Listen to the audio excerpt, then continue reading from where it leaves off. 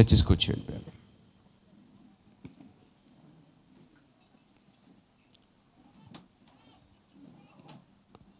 ఈ సమయంలో మనము ఒక అంశం కోసం మాట్లాడుకోబోతున్నాం. ఈ రోజు నుంచి రాకడ అనే అంశం మీద మాట్లాడుకోబోతున్నామండి. అది ఈ రోజుతో ముగించేది కాదు, కానీ ఆ రాకడ గురించిన ఆలోచనలన్నీ తీసుకురావాలని ఆశపడుతున్నాను. ప్రస్తుత దినాల్లో మనము యేసు ప్రభు యొక్క రాకడ కొరకు ఎదురు చూస్తున్నామండి. నేనైతే యేసుక్రీస్తు యొక్క రెండో రాకడ కోసం ఎదురు చూస్తున్నానండి. Praise the lord. ఆయన వచ్చేసాడు అని నేను నమ్మట్లే, ఆయన వస్తాడని నేను నమ్ముతున్నాను.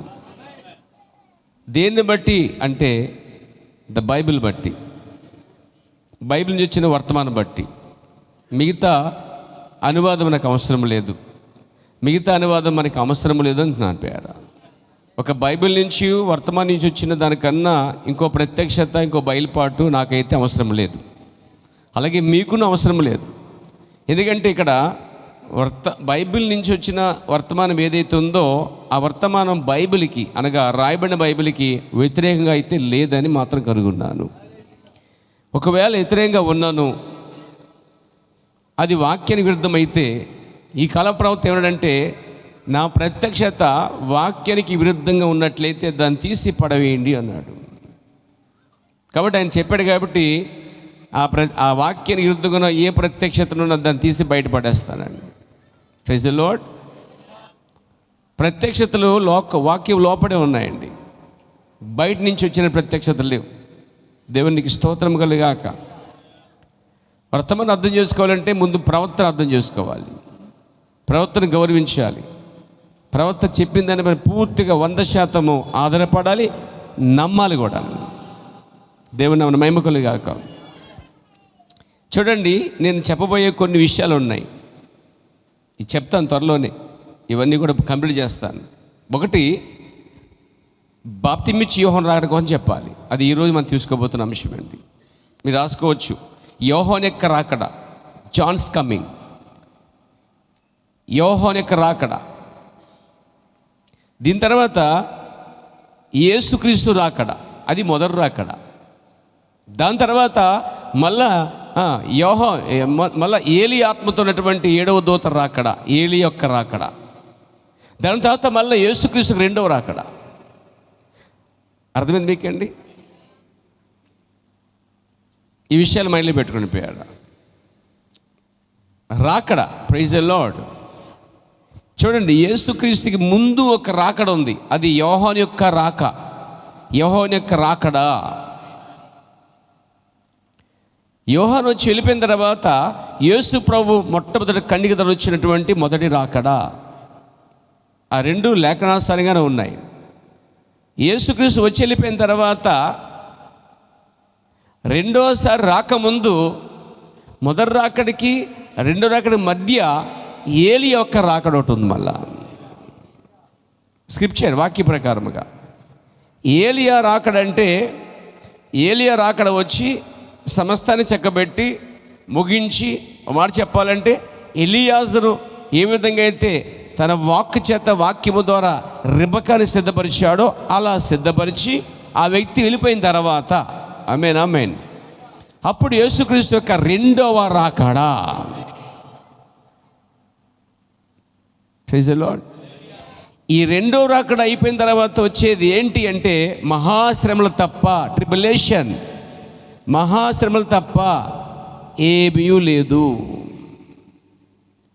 ఈ మహాశ్రమల తర్వాత దేవుడు తన సంఘమును ఏదైతే పైకి తీసుకువెళ్ళాడో ఆ సంఘాన్ని తీసుకుని భూమి మీదకి వస్తున్నాడు. అది 3వ రాకడా. అది ఇమ్మానుయేలుగా లేక దావీదు కుమారుడుగా సింహాసనం మీద కూర్చున్నప్పుడు ఎత్తబడిన వధువు ఆయన పక్కన కూర్చొని ఒకప్పుడు ఏదైనా తోటలో అవ్వాదములు ఎలా ఏలారో అలా ప్రపంచాన్ని ఏలబోయే ఆ 1000 ఏండ్ల పాలన. ఇదండి బైబిల్ చెప్పే సత్యం. ఈ లైన్ ఎప్పుడు కూడా మనం దాటిపోకూడదండి. దేవుడు క్రమాన్ని కలిగి ఉన్నాడు. దేవుడు ఏం చేసినా దానికి అర్థం ఉంటుంది. దేవుడు ఏది మాట్లాడినా దానికి అర్థం ఉంటుంది. దేవుడు ఉపమానం చెప్పినా, పరబలు చెప్పినా దాని వెనకాల ఏదో సబ్జెక్ట్ ఉంది, సంగతి ఉంది. దేవుడు ఒక స్వస్థత కార్యం చేశాడు నీ జీవితంలో అంటే ఏదో నీ పట్ల దేవునికి ఒక ఉద్దేశం ఉంది కాబట్టి దేవుడు చేస్తున్నాడండి. ఆయన పనిలాగా చేయట్లేదు పేరా, ఊసుపక్క చేయట్లేదండి. ఆయన నేను సరి చేయడానికో, నిన్ను బలపరచడానికో, లేదా నీ పట్ల ఉన్న అవిశ్వాసాన్ని ఒలిచేయడానికో, లేదా నీలో ఉన్న భయాలు పోగొట్టడానికో ఏదో దేవుడు కార్యాన్ని మాత్రం చేస్తాడు. అయితే దానికి తగినంత ఓర్పు కావాలి. తొందరగా ఏవి అయిపోవాలనుకుంటే అయిపోవు. మనుషుడు నేను మీరు మనందరం తొందరపడతాం, ఇంక్లూడ్ మీ, మనందరం కూడా మానవత్వం తొందరపడే గుణం మనలో ఉంది. కానీ దేవునికి అస్సలే తొందరపాటే లేదండి. ప్రపంచం కొట్టుకుపోయినా ఆయన నెమ్మదిగా ఉంటాడు. భూకంపం వచ్చినా నెమ్మదిగా ఉంటాడు. కంగారు పడిపోయి బెంబెలెత్తిపోయేటువంటి వాడు కాదు దేవుడు మనలా. ఎందుకంటే ఆయన ఏది రాశాడో ముందుగా అదే ఆయన కళ్ళ ముందు జరుగుతుందని ఆయనకి బాగా తెలుసండి. అందుకనే దేవుడు కలవరపడడు. కలవరపడటానికి ఆయన మానవుడు కాడు, ఆయన దేవుడు.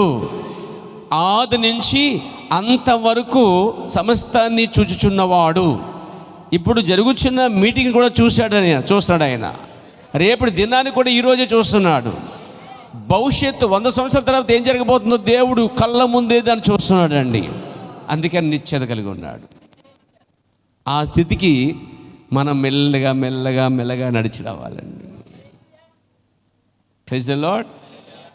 మన జీవితంలో కీడు జరిగిన ప్రభువా ఇది నీ చిత్తం, మన జీవితంలో నష్టం జరిగిన ప్రభువా ఇది నీ చిత్తం, మన జీవితంలో మేలు జరిగిన ప్రభువా ఇది నీ చిత్తం, మన జీవితంలో చేదైన అనుభవాలు జరుగుతున్నా ఇలాగా మనం అవ్వాలి, దేవా ఇది నీ చిత్తం.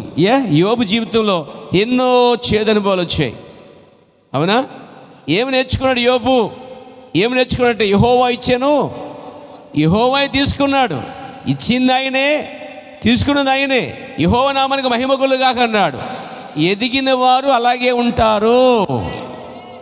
దేవుళ్ళు ఎదిగిన వారు, వాక్యంలో ఎదిగిన వారు, దేవుని యొక్క మనస్తత్వం ఎరిగిన వారు, దేవుని కార్యాలు ఎరిగిన వారు దేవుని తప్పుపట్టలేరు, దుయ్యబట్టలేరు. అందుకే యోబు తన నోటి మాటతో కూడా ఆయన నాకు కీడు చేశాడని కానీ, లేదా ఆయన వల్ల నేను నష్టపోయానని కానీ ఎన్నడూ ఆయన పలకలేదు. ఈ కాల ప్రవక్త ఒక మాట చెప్పాడు, బలమైన మాట ఏంటంటే, నన్ను ఆయన తీసుకెళ్ళి నరకంలో పడేసిన. ఈ మాట ఆలోచించండి. కొట్టుపడేయకండి, అంత ఈజీ కాదు. డిలే చేయొద్దు, సేవ్ చేసుకోండి, తీసి పడేయద్దు, ఉంచుకోండి. ఏమండి, నరకములో నన్ను పడేసిన, నరకములో అక్కడ ఉండి కూడా నేను ఆయన ప్రేమిస్తానండి. మీరు ఆ పని చేయగలరా?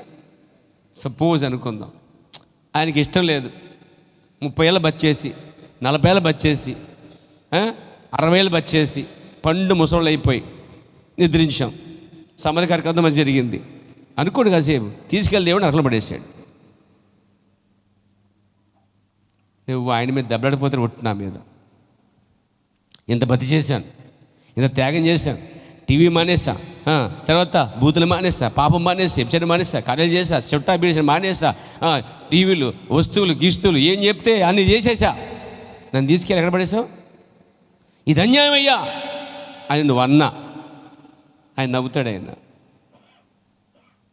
ఏమంటాడు? ఈ పాత్ర నాది. బైబిల్లో రోమపత్రికలో పౌలు గారు చాలా లోతుగా చెప్పాడు ఆ మాట. మరి కొన్ని ఘనతకు, కొన్ని ఘనహీనతకు, ఈ రెండింటిని చేసుకున్నాడు ఎవడు? మనం వాడు చెప్పాలంటే మనం ఆయన చేతుల్లో ఒక మట్టి ముద్ద, కుమ్మరవాడు తనకి ఏ మనస్సు లేదనుకున్నాడు, చేశాడండి. అది బట్టి నేను అది చేశా, ఇది చేశా ప్రభువా, నన్ను నరకలో పడేసేవండి ప్రభువా అని అడగడానికి అసలే కొండ చేసిన వాడి మీద కొండలు లేచి అడగదగునా? ఇది ఎదిగినవాడు పౌలు గారు, యోబు, అలాగే ఈ కాల ప్రవక్త కూడా. నరకంలో పడేసినా నేను ఆయన ప్రేమిస్తానని ఎలా చెప్పగలిగాడని కొన్నాళ్ళు అర్థం కాదు నాకైనా అసలే. అంటే అర్థం ఏంటంటే కీడైనా మేలైనా, నరకమైనా పరలోకమైన, ఏదైనా సరే దేనికైనా నన్ను దేని కొరకు దేవుడు నిర్ణయించాడో దాని కొరకే నేను ఉంటానన్నాడండి. సో అప్పుడే బాధ వచ్చేసింది, ప్రభు ఒకవేళ ఇంత కష్టపడి బతికేస్తున్నాం, ఇంత త్యాగం చేసి వస్తున్నాం, ఇన్ని మానుకున్నాం, మా జీవితాలు త్యాగం చేసి ఎన్నో ఆశాకార్యాలు మానేసుకుంటే చివరికి నరకంలో పడేస్తారంటారా? ఒకవేళ ఆయన నరకంలో పడేసినా నువ్వేం చేస్తావు సహోదరి సహోదరుడా? నేనైతే ప్రవక్తగా నేర్చుకున్నాను, ఒక నరకంలో పడేసినా అక్కడ కూడా ప్రభు స్తుతిస్తాను. ఏమండి, మైండ్ కొంచెం బ్లాక్ అయింది కదా. అదే దేవుడు అక్కడ తీసి నిన్ను పరలోకంలోకి వచ్చి ఆ పని ఆయన చేయగలడు. అయితే ఆయనకి నచ్చినట్టుగా ఇష్టంగా ఉండాలండి. మన ఇష్టం కాదు, దేవా నీ చిత్తమే సిద్ధించునుగాక. అంటే నా పట్ల నీ పట్ల ఏదైతే ముందుగా నిర్ణయించున్నాడో అది తప్పకుండా మనం అంగీకరించినా అంగీకరించకపోయినా రాసిందే జీవితంలో జరిగిద్ది. మనం అంగీకరించినా అంగీకరించకపోయినా, మనం ఇందులో ఉన్నా ఊడిపోయినా రాసిందే నీ జీవితంలో జరిగిద్ది. దాని నుంచి పుల్లైనా సున్నైనా ఎవ్వరూ కొట్టివేయలేరండి. కాబట్టి ఇదంతా ప్రీడిస్టినేట్, ముందే నిర్ణయించబడింది. మీకు విషయం చెప్పమంటారా? నిత్య జీవానికి ఎంతమంది వెళ్ళాలో దేవుడు ముందే రాసేసాడండి. అక్కడ దాకా వెళ్ళిపోండి సార్, సిస్టర్ బ్రదర్, ఇక్కడెక్కడే తిరక్కండి, ఎదగండి కాస్త. నిత్య జీవానికి నిర్ణయించబడిన వారిని దేవుడు ముందే రాసేసాడండి. అలాగే నిత్య నాశనానికి కూడా ఒక నిర్ణయం చేశాడు దేవుడు అండి, ముందే నిర్ణయించాడండి. ఇక్కడ డిసైడ్ అవ్వడం కాదు, మనం చర్చికి రానప్పుడే దేవుడు రాశాడు.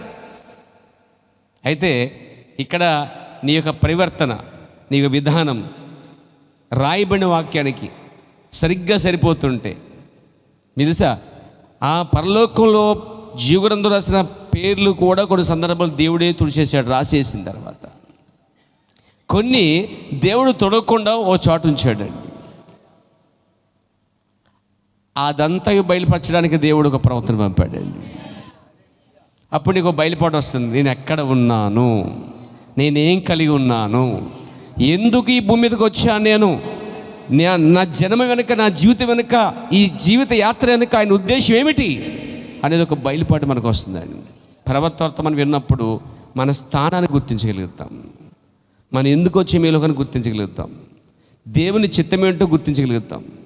అప్పుడు అర్థమవుతుందన్నమాట, దేవుడు నా పట్ల ఏం చేసినా అన్నిటికీ నేను సిద్ధము అని.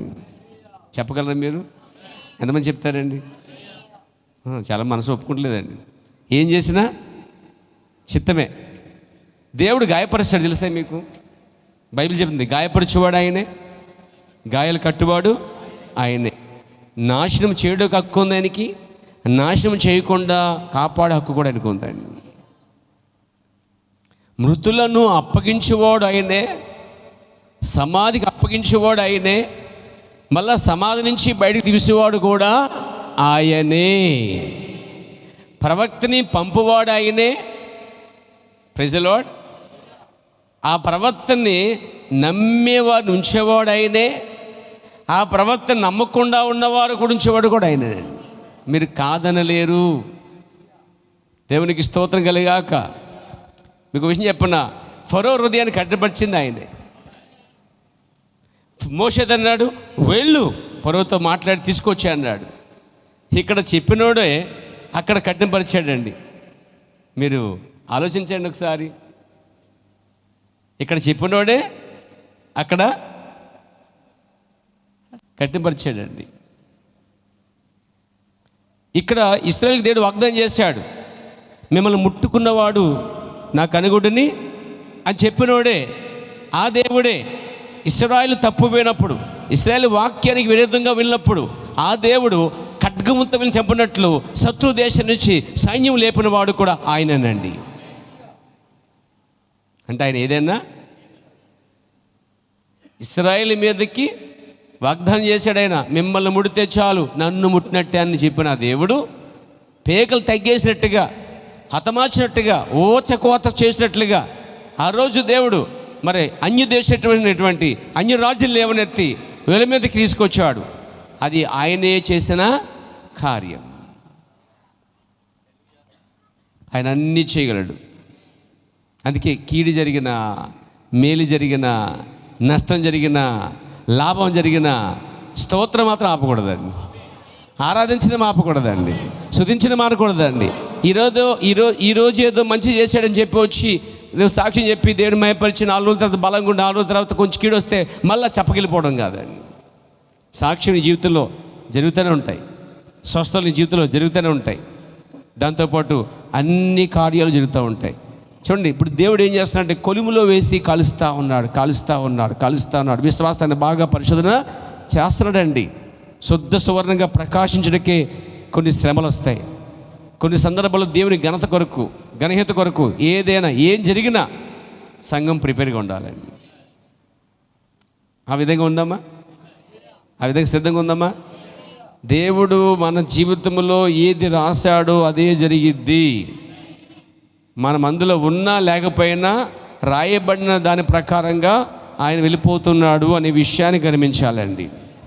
Praise the lord. ఆ యొక్క కృప ద్వారా రక్షించబడిన ఒక పాపిని నేను అనే దృక్పథంతోనే ఎల్లప్పుడూ కృతజ్ఞత కలిగి మనం ముందుకు వెళ్ళాలి. ప్రభు నాన్న మహిమ కలుగాక. సరే వెళ్దాం, ముందుకు వెళ్దాం. దేవునికి స్తోత్రం కలుగాక. నాకు ఒక గంటన్నర టైం ఉంది. Praise the lord, praise the lord.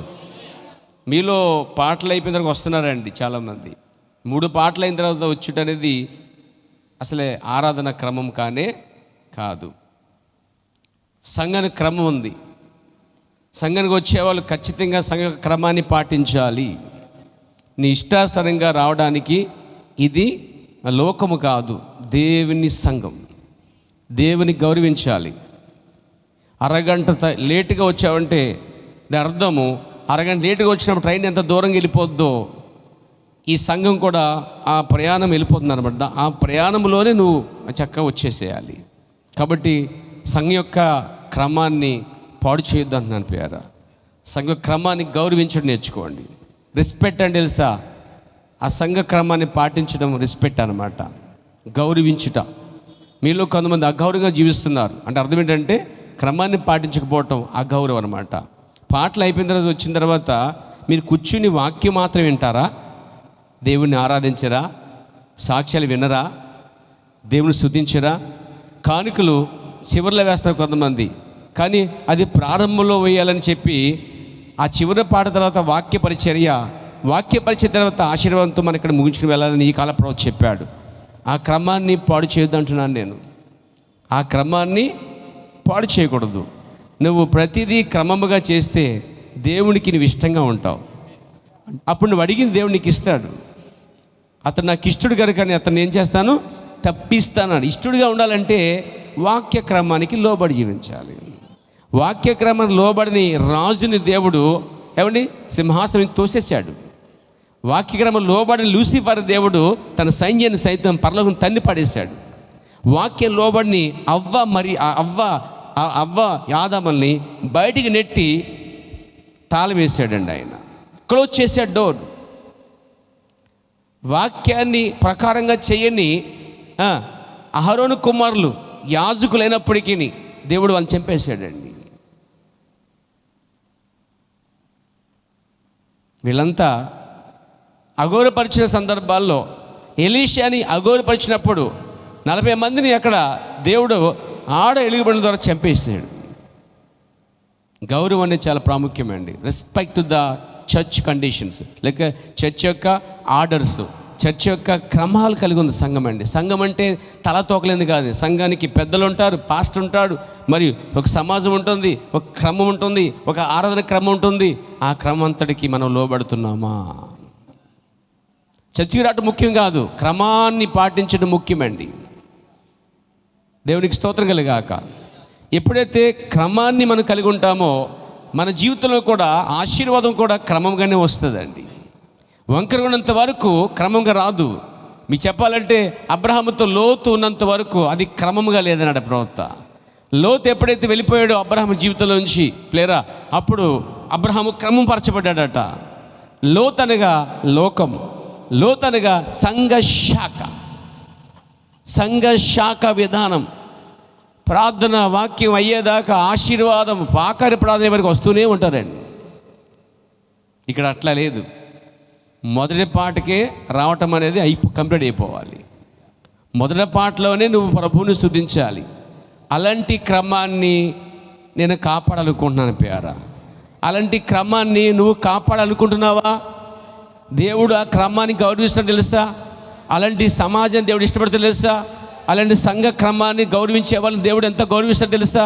వారి ప్రార్థన, వారి మాట, వారి ఆరాధన దేవుడు ఆకాశాన్ని వింటాడు తెలుసా? మీరు నా మాట వినడలా నేను ఈ మాట విందునన్నాడండి. మలాయికులు అన్నాడైనా, మీరు నా తట్టు తిరిగినడలా నేను మీ తట్టు తిరుగుదును అంటాడండి. మనం ఆయన తట్టు తిరగడం అంటే వాక్య క్రమము తట్టు తిరుగుట. ఆయన ఏం చెప్పాడో ఆ విధంగా చేయనప్పుడు అది క్రమం కాదు. ఆయన ఏం చెప్పాడో అది చేస్తే అది క్రమం. ఆయన ఏం చెప్పాడో ఆ విధంగా చేయకుండా బలులు అర్పణలు అర్పించినా ఆయన దాన్ని అంగీకరించాడు, అగ్రహించాడు. కాబట్టి దేవుడు తన క్రమాన్ని, వాక్యాన్ని గౌరవిస్తాడని. మీరు ఆ వాక్య క్రమాన్ని గౌరవించినప్పుడే దేవుడు మిమ్మల్ని కూడా గౌరవిస్తాడు.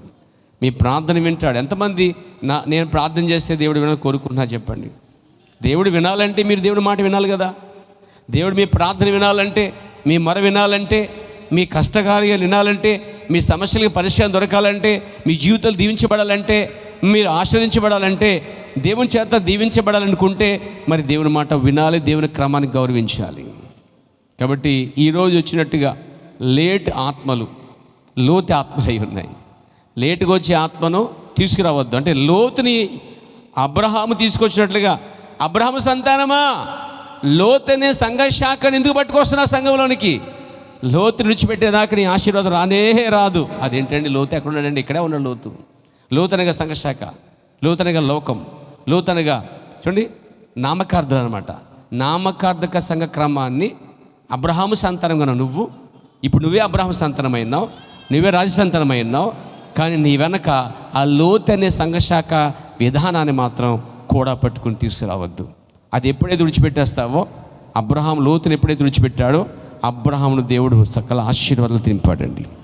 అదే దేవుడు, మార్పు లేని దేవుడు. తన కార్యాలు కానీ తన వాగ్దానాలు కానీ దేవుడు మార్చాడు. అంతా ఉన్నారా? ఆ విధంగా మనం క్రమంగా వచ్చేద్దామండి. దేవునికి స్తోత్రం కలిగాక. మన అంశం యోహాను యొక్క రాకడ.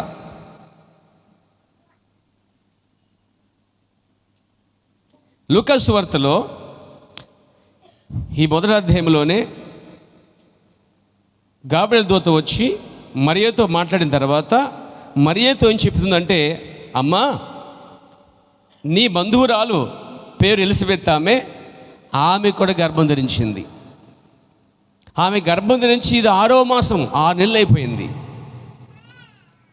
నువ్వు త్వరగా వెళ్ళి ఈ విషయాన్ని ఆమెతో షేర్ చేసుకొని చెప్పగానే మరియాకి, అంటే ఒక విధంగా చెప్పాలంటే మరియా గర్భం ధరించకముందే, మరియాని దూత దర్శించక మునిపే, గాబ్రియెలు దూత దర్శించక మునిపే దేవుడు అక్కడ ఒక కుటుంబాన్ని జ్ఞాపం చేసుకున్నాడు. ఎలిజబెత్, జకరియా అనే ఇద్దరిని దేవుడు జ్ఞాపం చేసుకున్నాడు. దేవునికి స్తోత్రం కలిగాక. వారి యొక్క స్థితిగతులు జ్ఞాపం చేసుకున్నాడు. వారు వృద్ధాప్యమందు వారి గొడ్రాలుగా ఉన్న సంగతిని జ్ఞాపం చేసుకున్నాడు. వారి మరణం దేవుడు ఆకాశమందు విన్నాడు. విని జకరియతో దేవుడు చెప్పాడు, నీ కుమారుడు నీ తల్లి నీ భార్య గర్భం ధరిస్తుంది, అతనికి యోహాను అని పేరు పెడతావు అని మొత్తం చెప్పగానే అతడు తనతో తొందరపడి కంగారుపడి ఇది ఎలా జరిగిద్ది అని మొట్టమొదట దేవుని మాటని అపనమ్మకంతో అవిశ్వాసంతో ఉన్నాడు అతడు. జకరియా దేవుడు ఒక వాక్యాన్ని నమ్మలేకపోయాడండి. అప్పుడు జకరియతో చెప్పిన ఆ యొక్క దూత లేక పరిశుద్ధాత్మ ఉందంటే, నీ కుమారుడు పుట్టే వరకు నువ్వు మౌనంగా ఉంటావు, నువ్వు మాట్లాడవు అని దేవుడు అతను నోరు మూసేసాడండి. అంటే దేవుని వాక్యాన్ని అవిశ్వసిస్తే అవిశ్వసిస్తే దాని అర్థం ఏంటంటే అపనమ్మకం వస్తే నీ నోట స్తుతి పాటలో ఆరాధన రాలేవండి, రాలే. రూపాస్ దేవునికి స్తోత్రం కలిగాక. కాన్సన్ట్రేషన్ వాక్యం మీద ఉంచండి. దేవునికి మహిమ కలుగాక, స్తుతి కలుగునుగాక. హల్లెలూయా. చూడండి, అక్కడ దేవుని వాక్యాన్ని ఎవరైతే నమ్మట్లేదో వారు హృదయపూర్వకంగా స్తుతులు చెల్లించలేరు, ఆరాధించలేరు, మహిమపరచలేరు, చప్పట్లు కొట్టలేరు, దేవుని ఘనపరచలేరు, దేవుని సంతోషపెట్టలేరు. ఎందుకంటే దాన్ని వారు నమ్మలేకపోతున్నారు. వారు దాన్ని నమ్మకపోతే ఉద్యమే లేదు అక్కడ. వాక్యం నమ్మకపోతే రివైవల్ లేదు అక్కడ. ఎప్పుడైతే వాక్యం నమ్ముతామో అక్కడ ఉద్యమం ఉంటుంది. ఇక్కడ మరి అయితే నీ దాసురాలికి దేవుడు చెప్పినట్లుగా జరుగును గాక అన్నదండి. అప్పుడు దేవుడు గర్భము ధరించాడు ఆమె. దేవునికి స్తోత్రం కలిగాక. ఇక్కడ జక్కరైతే అలా లేడు, అతను కొంచెం అవిశ్వాసం ఉన్నాడు. అయితే జక్కరీకి తన కుమారుడు పుడతాడు యోహాను యొక్క మినిస్ట్రీ, యోహాను యొక్క పరిచర్య ఏమిటనేది దూత పూర్తి వివరించిందండి. అతను ఎందుకు పుడతాడు, ఎలా పుడతాడు, అతని మీద ఉన్నది ఆత్మ ఏంటి, అతని మీద ఉన్న ఆత్మ ఏంటి, అతను ఎందుకు వస్తాడు, ఎవరి కోసం వస్తాడు, అతని పరిచర్య ఏంటి, మొత్తం టోటల్గా పరిచర్య అంతా పుట్టకముందే జక్కరికి ఆ యొక్క గాబ్రియెల్ దూత పూర్తిగా చెప్పేస్తుందండి.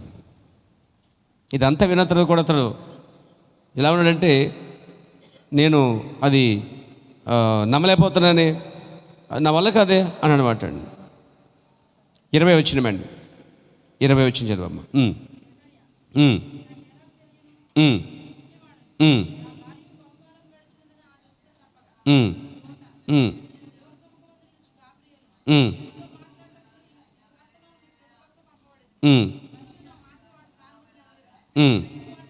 నీవు వాటి నమ్మలేదు గనుక ఈ సంగతులు జరుగు దినం వరకు నీవు మాట్లాడక మౌనమై ఉందని అతనితో చెప్పాను. ప్రజలు జక్కర్య కొరకు కనిపెట్టుచుండరి ఆలయమనందు అతడు ఆలస్యం చేసినందుకు ఆశ్చర్యపడిరి. అతడు వెలుపలికి వచ్చినప్పుడు వారితో మాట్లాడలేకపోయినందున ఆలయమునందు అతనికి దర్శనం కలిగినని వారు గ్రహించిరి. అప్పుడు అతడు వారికి సజ్జలు చేసి మగవాడి ఉండెను. అతడు సేవ చేయు దినములు సంపూర్తమైనప్పుడు తన ఇంటికి వెళ్ళాడు. అక్కడ పరిచయం అయిపోయింది, తిరిగి తన ఇంటికి వెళ్ళిపోయాడు. ఇంటికి వెళ్ళిన తర్వాత మాటలు రావట్లేదండి, మాటలు రావట్లే, చెప్పడానికి లేదు, అక్కడ అన్ని సజ్జం చేస్తున్నాడండి. ఆ తర్వాత మనం చూస్తాం బైబిల్ 24 వచ్చినామండి. ఆ దినములైన పిమ్మట అతని భార్య ఎలిజబెత్ గర్భవతి మనుష్యులలో నాకుండిన అవమానమును తీసివేయుటకు నన్ను కటాక్షించిన దినములలో ప్రభు ఇలాగూ చేసిందుకొని 5 నెలల వరకు కంట పడకుండాడంట. ముసలితనములో గర్భం ధరించడం అంటే ఒక విధంగా నింద తొలగించినట్టే అంటుంది అక్కడ. ముసలి టైంలో ఎంత వయసు అనుకుంటా తెలిసి మీకు ప్రోత్స చెప్పినట్లుగా 60 సంవత్సరాలు అన్నాడు ఇంచుమించుగా. ఎన్ని సంవత్సరాలు అండి? దేవుని స్తోత్రం కలిగాక. ఇంచుమించుగా ఈ 60 సంవత్సరాలు అంటే అప్పటికే పూర్తిగా వృద్ధాప్యం వచ్చేసిందండి. కానీ ఇక్కడ ఈ టైంలో ఈ బిడ్డ అవసరమా వాళ్ళకి? చాలామంది అంటారు, ఏమండి ఈ వయసులో మీ పిల్ల అవసరమా? వాళ్ళకి అవసరం కాదు, దేవునికి అవసరం. ఇక్కడ దేవుడు నీ బలాన్ని బట్టో, నీ జ్ఞానం బట్టో, విద్యను బట్టి దేవుడు పిల్లలు ఇవ్వట్లేదండి. ఆ జన్మ వెనక దేవునికి ఒక ఉద్దేశం ఉంది. బైబిల్ చదవండి, ప్రతి మనిషి యొక్క జన్మ వెనక దేవుడే తీసుకుని వచ్చాడు. ఇష్టం లేని చోట దేవుడే చంపేశాడు పిల్లలు కూడా అండి. బ్రతికించేది ఆయనే, చంపేది కూడా ఆయనేనండి. కాబట్టి ఒక ఉద్దేశం ఆయనకు ఉంది. దేవునికి స్తోత్రం కలిగాక. సమయం వచ్చింది, ఇతడేమో నమ్మలేకపోతున్నాడు, ఆమెమో గర్భం ధరించింది తెలిసిపోయింది. ఒకటేమో ఇలా గొడ్రాలు అనే నింద మాత్రం పోయిందని సంతోషంగా ఉంది. సంతోషంగా బాధ ఏంటంటే ఈ టైంలో బయటకు వెళ్తే ఆమె గర్భం చూసి ఎక్కిరిస్తారేమో అని బైబిల్ చెప్తుంది. ఇక్కడ చూడండి, అక్కడ ఏముందో, 5 నెలల వరకు కంటబడకుండేను. ప్రజలకి కనబడకుండా 5 నెలల వరకు లోపల ఉండిపోయిందంటండి ఆమె. ఈ టైంలో గర్భం ధరిస్తే ఏమనుకుంటారు? ఈ జనలని. నిజంగానే 5 నెలలు ఉండిపోయిందండి. ఈ 5 నెలలు ఆ లోపడున్న శిశువు కనీసం కదలికలు లేవంటండి. 6వ నెల వచ్చేసిందండి. సాధారణంగా 6వ నెల అంటే మనం స్కానింగ్ అంటాం, తర్వాత మెల్లిమెల్లిగా బిడ్డ కదలటం, బేబీ కదలటం, రిపోర్ట్లు, మందులు అవి వాడతాం. ఇక్కడ మందులు లేవు, రిపోర్ట్లు లేవు, స్కానింగ్ లేదు, డాక్టర్ లేడు, హాస్పిటల్ లేదు. 6 నెలలు అయిపోయింది. లోపల గర్భం అయితే కనిపిస్తుంది పైకి, లోపల బిడ్డ ఉన్నాడు. కానీ 6 నెలలైనా బిడ్డ కదలట్లేదంటండి. Praise the lord. దేవునికి స్తోత్రం కలుగాక. ఈలోపు 6 నెలలు అయిపోయింది. లోపల డౌట్ వస్తుంది ఆమెకి, ఇదేంటి ఆమెకి అసలు అనుభవం లేదుగా, ఇదే ఫస్ట్ టైం. పోనీ పక్కవాడిని అడుగుదాం, లోపల ఏ కదలలేదు, ఏమి కదలలేదని పక్కవాళ్ళు అడుగుదామంటే అసలు కనబడకుండా దాకుంది ఈమె. అంటే అందరూ అవ్వో అంటారని. ఈమె ఏం చేసిందంటే ఇక కండబడకుండా ఎవరు లోపల ఉంది. ఇది అయిపోయింది, 6 నెలలు అయిపోయినాయి. 6 నెలలైనా ఎటువంటి కదలికలు లేవంట. ఇక అలా ప్రోత్తున్నాడు. అక్కడ 6 నెలలైనా అక్కడ అంటండి ఆ పెండం కదలలేదంట అండి, లోపల శిశువు కదలట్లేదట. ఈ 6వ మాసమున గాబ్రియెల్ దూత మరియతో మాట్లాడుతుందండి. Praise the lord.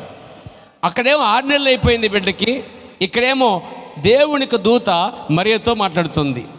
మరియ ఆ మాటలు అంగీకరించింది. వెంటనే మరియ అప్పుడే గర్భము ధరించిందంటండి. నీ దాసులో నువ్వు చెప్పినట్టుగా జరుగును గాక. దూత అన్నాడు, దేవుడు చెప్పిన ఏ మాట అయినాను నిరర్ధకము కానేరదు అన్నాడు. దేవుడు చెప్పే ఏ మాట అయినా నిరర్ధకము, ఏ మాట అయినా సరే మన జీవితంలో నిరర్ధకం కాదండి, అదే జరిగిద్ది. ఆమె నమ్మింది. ప్రవర్తనడు ఆమె ఆమేనందట. ఈ ఆమెను ముగించగానే దేవుని పరిశుద్ధాత్మను కమ్ముకుందంట అండి. ప్రభు నామమున మహిమ కలుగాక. ఇక్కడ ఆమెను చెబితే పరిశుద్ధాత్మని కమ్ముకోవాలి, కనీసం ప్రేరేపించాలి, కనీసం ఉద్యోగం తీసుకురావాలి, కనీసం పాపాలు ఒప్పింప చేయాలి. నువ్వు ఆమెను చెప్తుంటే దేవుని ఆత్మ దిగివచ్చి నిన్ను పూర్తిగా పశ్చాత్తాపనలు చేయాలి, పాపాలను ఒప్పుకున్నట్టు చేయాలి. ఈ ఆత్మ రాగానే ఏదో కదలిక చచ్చిన నీలోంచి ఉద్యోగం రావాలి. ఆమె లోపల ఆ స్పందన కలిగి ఉంది. Praise the lord. ఆ అనుభూతి కలిగి ఉంది. దేవుని స్తోత్రం కలిగాక. ఇక గాబ్రియెల్ దూత అంటుంది ఇంకో విషయం, నీ బంధువురాలు ఎలిజబెత్ ఆమె కూడా గర్భం ధరించింది. Praise the Lord. ఇదే ఇప్పుడు ఆమెకి 6వ మాసం అని చెప్పింది. అప్పుడు వెంటనే మరియా త్వరగా లేచి ఎలిజబెత్ యొక్క గృహానికి వెళ్ళింది. కొండల్లో అక్కడక్కడ ఉన్న గృహంలోనికి పరిగెట్టుకు వెళ్ళి ఆ ఊర్లోకి వెళ్ళి జక్కరింట్లో ప్రవేశించి ఎలిజబెత్కి వందనామని చెప్పిందంట అండి. ఎలిజబెత్ మరియాకు వందనాలు చెప్పి, మరియా వెళ్ళి ఎలిజబెత్కి వందనాలు చెప్పిందంటండి. బైబిల్ చెప్తుంది ఆమె కూడా వందనాలు చెప్పింది. కానీ మరియా చెప్పిన వందన వచ్చిన ముగించగానే బైబిల్ ఒకసారి చదువుదాం పేర 41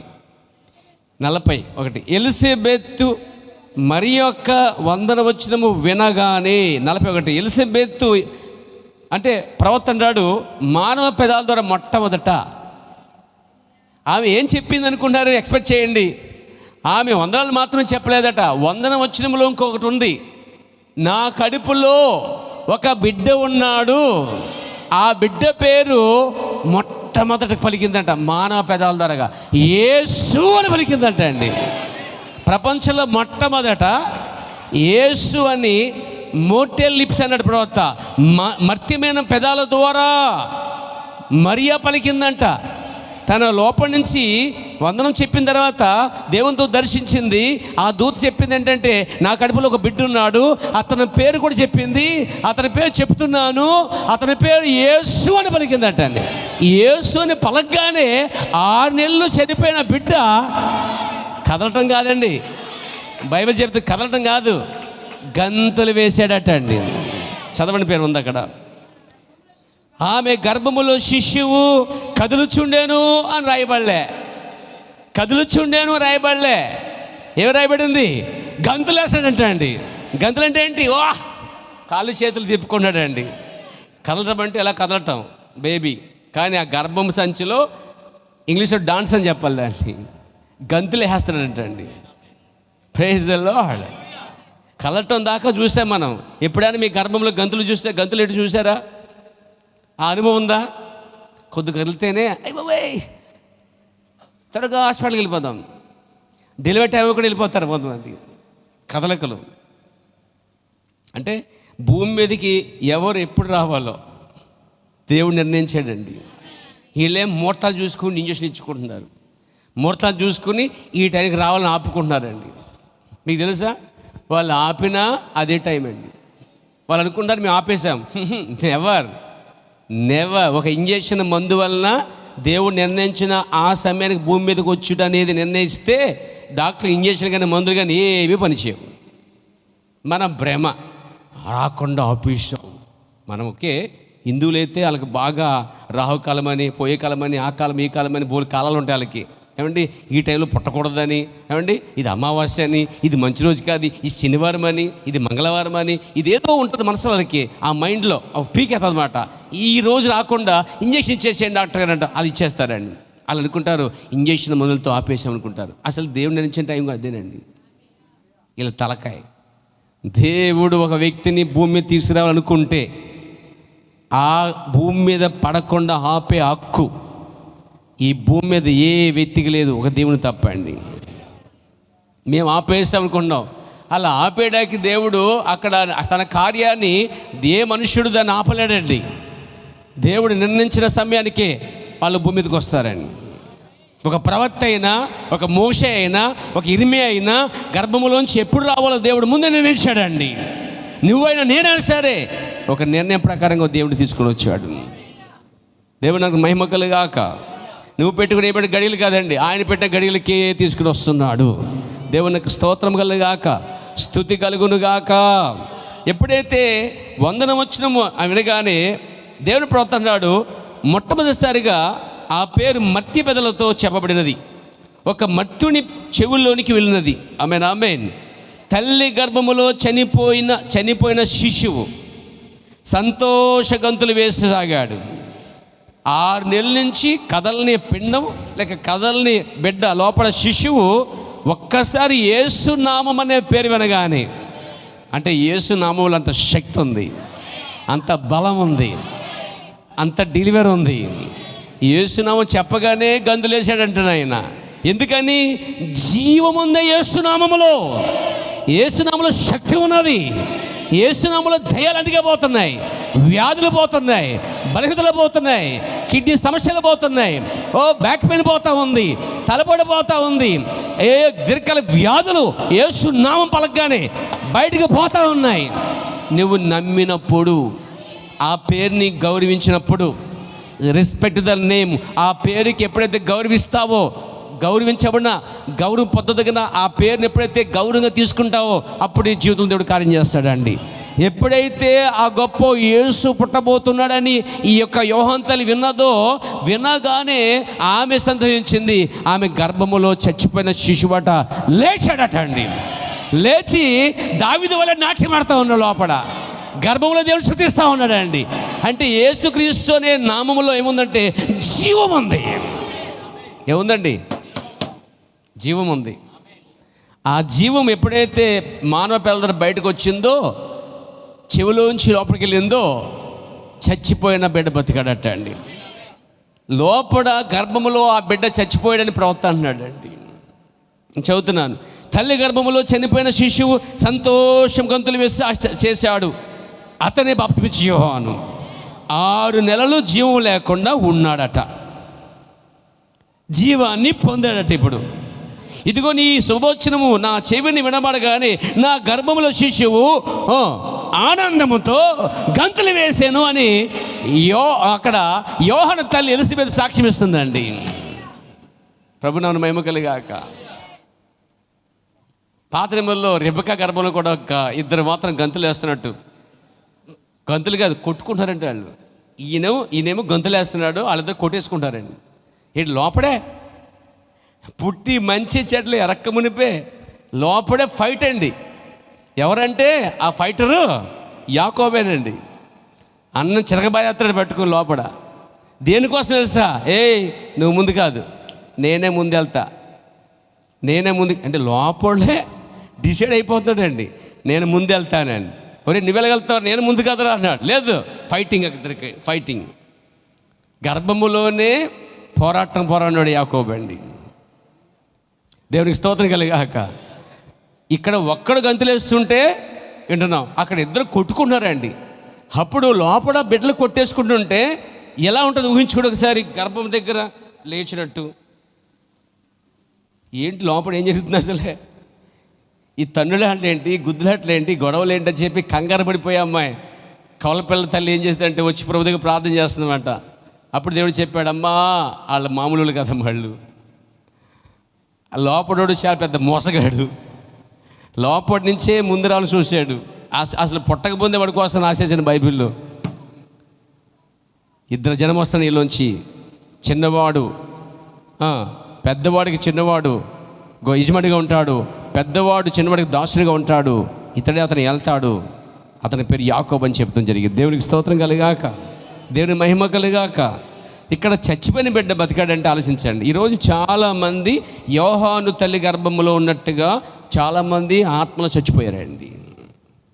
కానీ యేసు నామం రాగానే, యేసుక్రీస్తు నామములో జీవం ఉంది, యేసుక్రీస్తు నామంలో బాప్తిస్మ శక్తి ఉన్నది.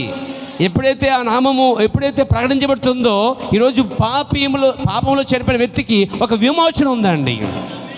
పాపం నుంచి జన్మించిన విమోచన ఉంది.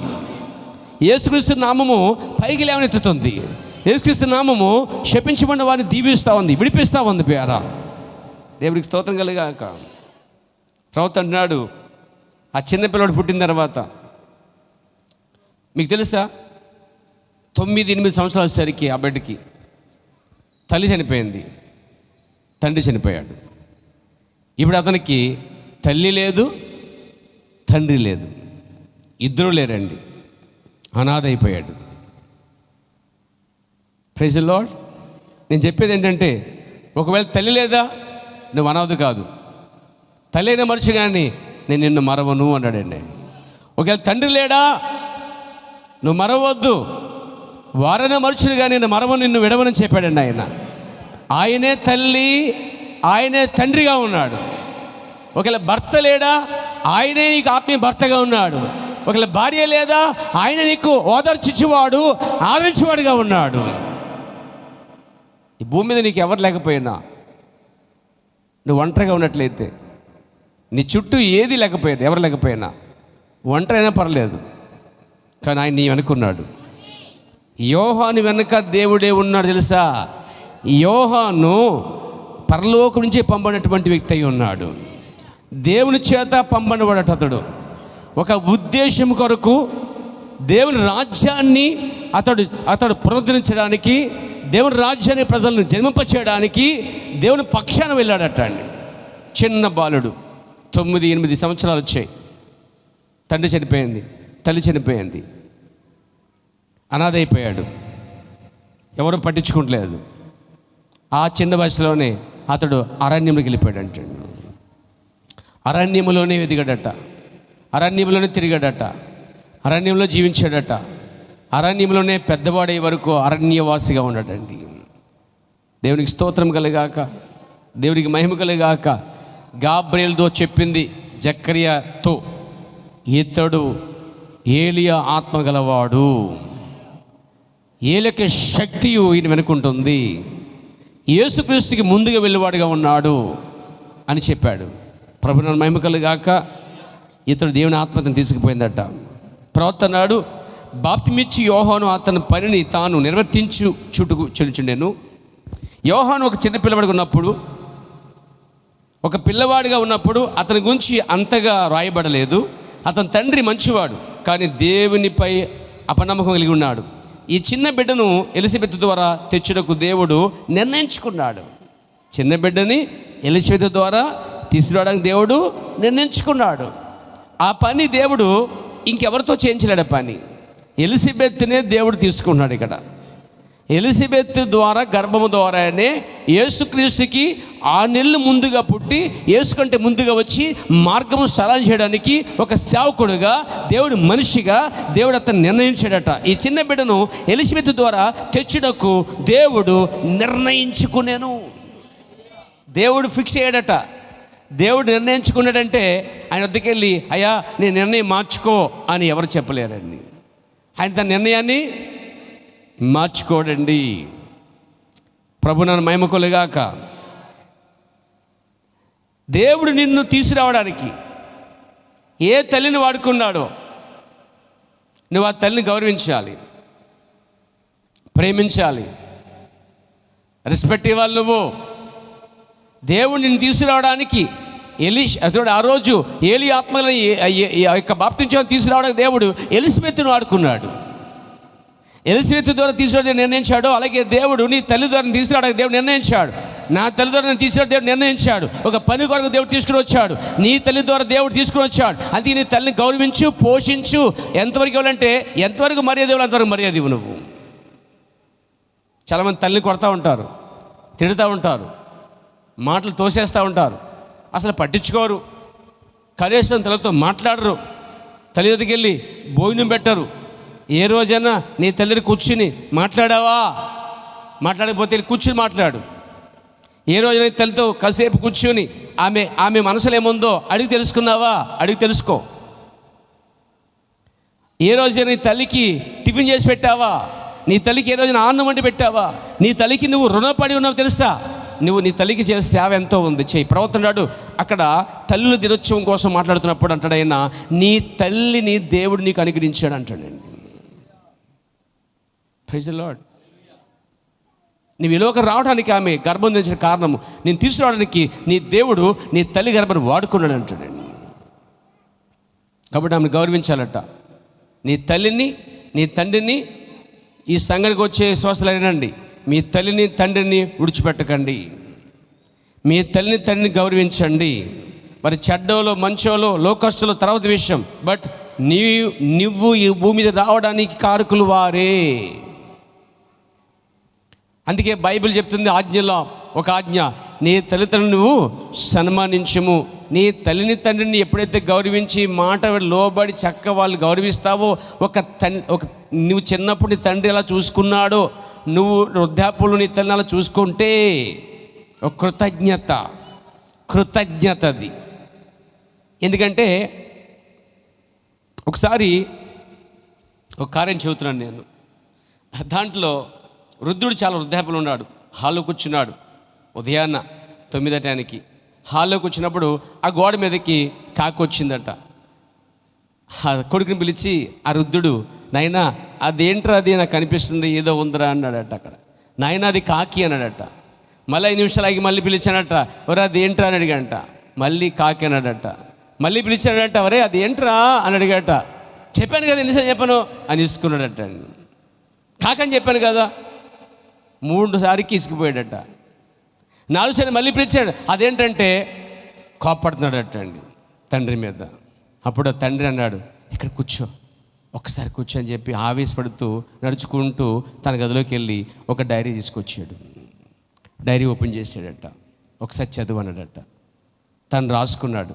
ఈ వృద్ధుడు ఈ పిల్లవాడు పుట్టినప్పుడు, ఈ పిల్లవాడు చిన్నగా ఉన్నప్పుడు, ఈ పిల్లవాడు అక్కడే కూర్చొని అదే కాకిని అదే పక్షిని అడుగుతున్నప్పుడు 30 సార్లు సహనముతో ప్రేమతో చెప్పాడట.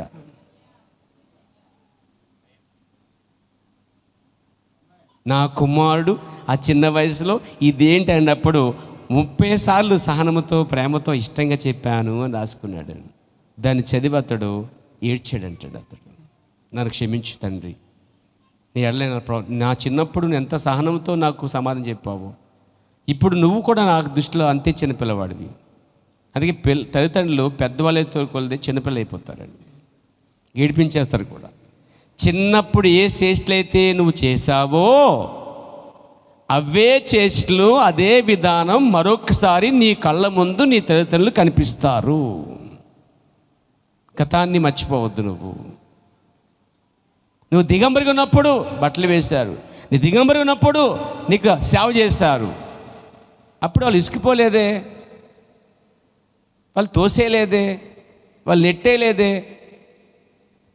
ప్రవక్త అంటాడు, చిన్న బిడ్డను ఎలిజబెత్ ద్వారా తెచ్చుటకు దేవుడు నిర్ణయించాడు. నిన్ను తీసుకురాడు దేవుడు నీ తల్లినో తండ్రి నిర్ణయించాడు. భూమి మీదకి వచ్చావు నువ్వు, దాని వెనక దేవుని ఉద్దేశం ఉంది. నువ్వు వచ్చినకు, నేను తీసుకొచ్చినకు దేవుడికి కారణమే. కానీ నీకు జన్మ తీసుకురావడానికి, నిన్ను పెంచడానికి నీ తల్లిదండ్రులు కారణమై ఉన్నారు. అందుకే తల్లిని తండ్రిని, నీకు నిజంగా నీ తల్లి తండ్రులు గుర్తుంటారా? కృతజ్ఞత కలిగి ఉంటావా? నీ తల్లితో మాట్లాడు. నీ తల్లిని వృద్ధాప్యంలో పోషించు, సంరక్షించు, ప్రేమించు. ఎందుకంటే నీ చిన్నప్పుడు నీ తల్లిదండ్రులు నేను అలా చూశారు కాబట్టి నువ్వు తండ్రి పట్ల, తల్లి పట్ల కృతజ్ఞత బతికుండగా చూపించాలి, చచ్చిపోయిన తర్వాత కాదు. ప్రవక్త అంటాడు, మీరు ఏదైనా చేయాలనుకుంటే వాళ్ళకి వస్తున్న గౌరవాన్ని, చూడవలసిన విధానాన్ని ఇప్పుడే చూడండి. వాళ్ళకి ఇష్టమైనది ఏదో చేసి పెట్టండి, వాళ్ళతో ప్రేమతో ఉండండి. ఎందుకంటే రేపొద్దున నువ్వు చూడాలనుకున్నా, నువ్వు మాట్లాడాలనుకున్నా ఆ తల్లి తండ్రి దగ్గర ఉండరు. రేపొద్దున్న చనిపోయిన తర్వాత నువ్వు వారికి ఏది చెయ్యాలనుకున్నా, ఏ విధంగా రుణం తీర్చుకోవాలనుకున్నా వాళ్ళు ఉండరు. అందుకే అంటాడు ప్రవక్త, అంటాడైనా తల్లి దినోత్సవ ప్రవక్త అంటాడైనా, మీరు ఆ తల్లిదండ్రులను గౌరవించండి అని చెప్తాడండి. ఎలిజబెత్ వృద్ధాపంలో బిడ్డను కన్నది. నిజంగా ఎలిజబెత్ కనుక వృద్ధాపం నుండి యోహాను పెద్దవాడి ఉంటే ఖచ్చితంగా దేవుని ఆత్మతో పుట్టినవాడు కాబట్టి, పరిశుద్ధాత్మతో జన్మించాడు కాబట్టి, దేవుని చిత్తం కాబట్టి అతడు ఆ విధంగా చూసి ఉండేవాడు. Praise the lord. కాబట్టి ఇక్కడ వచ్చే పిల్లలు, యవనస్తులు, మీ తండ్రిని తల్లిని మాటను కొట్టివేయకండి, గౌరవించండి, తీసి పడేయకండి, పనికి వాళ్ళని అనకండి. ఒకప్పుడు నువ్వు అతనికి, ఆమెకి, ఆ వృద్ధాప్యంలో ఉన్న వారికి నువ్వు చాలా సపోర్ట్ ఇవ్వాలి, నువ్వే ప్లాట్ఫామ్గా మారాలి. అలా లేనప్పుడు వాళ్ళు ఏమైపోతారో ఆలోచించాలి నువ్వు. అలాంటి వాళ్ళు అందరూ రోడ్ల మీద అక్కడక్కడ తోసేయబడినవారు, పిల్లల చేత, తల్లుల చేత ఆస్తులు తీసుకొని ఆస్తులని ఆక్రమించిన తర్వాత వాళ్ళని బయటికి ఎంటేస్తే రోడ్ల మీద అక్కడెక్కడ అడుక్కునే సందర్భాలు చాలా కనిపిస్తాయి. పేరా, నీ తల్లిని తండ్రిని నువ్వు అనాథగా చేయొద్దు. Praise the lord. ఎందుకంటే నీ చిన్నప్పుడు వారు తినకపోయినా నీకు పెట్టి పోషించారు. ఇప్పుడు నీకు అన్ని సమృద్ధిగా ఉన్నాయి, నువ్వు 10 మందికి పెట్టగలవు. కానీ అక్కడ అందులో మీ తల్లిదండ్రులు పెడుతున్నావా? ఇష్టంగా చేసి పెడుతున్నావా? చేయండి, ఆ పని చేయండి. ఒక మంచి పని చేయండి జీవితంలో. చచ్చిపోకముందు ఆ పని చేయండి. మనం చనిపోకముందో లేదా వాళ్ళు చనిపోకముందో ఆ రుణం తీర్చుకోండి. పేరా, ఆ విధమైన క్రమశిక్షణ కలిగి ఉండండి. దేవునికి స్తోత్రం కలిగాక. మీకు తెలుసా, విలియం బ్రన్హామ్ అనే సేవకుడు తన తల్లిని తండ్రిని చాలా ప్రేమించాడు, చాలా పట్టించుకున్నాడు, తల్లిని చాలా చూశాడు. అతని పేరా, తన తండ్రి సొంత చేతులు చనిపోవటం చూశాడు, తల్లిదండ్రులను పోషించగలిగాడు. చిన్నప్పటి నుంచే వృద్ధాప్యంలో పేల ఆ తల్లిదండ్రులని ఇతడు చాలా పట్టించుకోగలిగాడు, చాలా కష్టపడి మరి చదువు కూడా పక్కన పెట్టి కుటుంబం భారం కలిగి తల్లిదండ్రులని తనకున్నటువంటి మిగతా తమ్ముడిని ఆయన్ని పోషిస్తుండేవాడండి. ఈ కాల ప్రవర్తన చూసే నేర్చుకోడిపోయారు. కాబట్టి యోహాను దేవుని వెనక వచ్చినవాడు. Praise the lord. మీకు తెలుసా అండి, ఈ యోహాను తల్లి తను చనిపోయిన తర్వాత ఒంటరివాడు అయిపోయాడు. నేను అంటున్నాను, అతను ఒంటరివాడు కాదు, అతని వెనక దేవుడు ఉన్నాడు, పరలోకం ఉంది. ఏ ఉద్దేశంతో జన్మించాడు, ఆ ఉద్దేశం తీసుకుని వస్తున్నాడు దేవుడు. దేవునికి స్తోత్రం కలిగాక, దేవుని మహిమ కలిగాక. ప్రైజ్ ది లార్డ్, హల్లెలూయా. ప్రవక్త అంటున్నాడు, ఆమేన్ ఆమేన్. బాప్తిస్మా యోహాను యొక్క తల్లిదండ్రులైన ఎలిజబెత్ మరియు జకరియా యొక్క హృదయము నేను ఊహించగలను. తీవ్రమైన మధ్యలో నుండి ఎలానగా వారు వృద్ధులని వారు ఎరిగిరి. జన్మించి ఉన్నటువంటి ఈ యొక్క వాగ్దాన పుత్రుడు ఎవరంటేనా, వాగ్దాన పుత్రుడు. వారు వృద్ధులై వయసుగా దించిన తర్వాత దేవుడు ఒక అద్భుత కార్యము చేసి ఈ చిన్నవాడిని లోకములోనికి తెచ్చాను. ఆమేన్. ఏంటి అద్భుత కార్యం? వృద్ధాపములు ఉండగా దేవుడు తీసుకుని రావటం. వారి హృదయంలో సంతాపము నొందిన వారు ఎరిగిరి. ఎలానగా అతడు దేవుని కొరకే తన ఉన్నతమైన కార్యమును చేయుటకు చూచినంత వరకు వారు జీవించి ఉండలేదు. అతడు ఏమి చేస్తున్నాడో అది చూచుటకు వారు జీవించి ఉండలేదట. అయితే వారు అతనిని దానికే ప్రత్యక్షించిరి. దేని కొరకు ఇవ్వబడ్డాడో ఆ బిడ్డను దేవునికే సమర్పించారంట. వాళ్ళు దేవునికే ప్రతిష్ఠ చేసి ఆ తల్లిదండ్రులు వృద్ధాప్యంలో చనిపోయారండి. దేవునికి మహిమ. ఎక్కడో నక్షత్రములకు మరియు చంద్రునికి ఆవల నుండి వారు దాన్ని తొంగి చూడగలిగిరి. బాప్తిస్మా రంగం మీద రంకులు వేస్తుంటే, వాక్యం చెప్తుంటే పైనుంచి వాళ్ళు చూస్తున్నారు అన్నాడు ప్రవక్త. ఓ దేవునికి మహిమ కలుగునుగాక, స్తుతి కలుగునుగాక. బహుశా నేను అనుకున్నాను, ఎలిజబెత్ ఇట్రా ఓ జక్క ఇట్రా అని ఇద్దరు మాట్లాడుకుంటూ, మనం విడిచిపెట్ట కుమారుడు చూడు రంకెలు వేస్తున్నాడు, గొడ్లు పట్టుకున్నాడు, నిప్పులా ఉన్న కళ్ళు అతని సమాజాన్ని శుద్ధి చేస్తున్నాడు అన్నాడట. అలాంటి కుమారునికి అన్నారు, ఆనందపడుతున్నారట.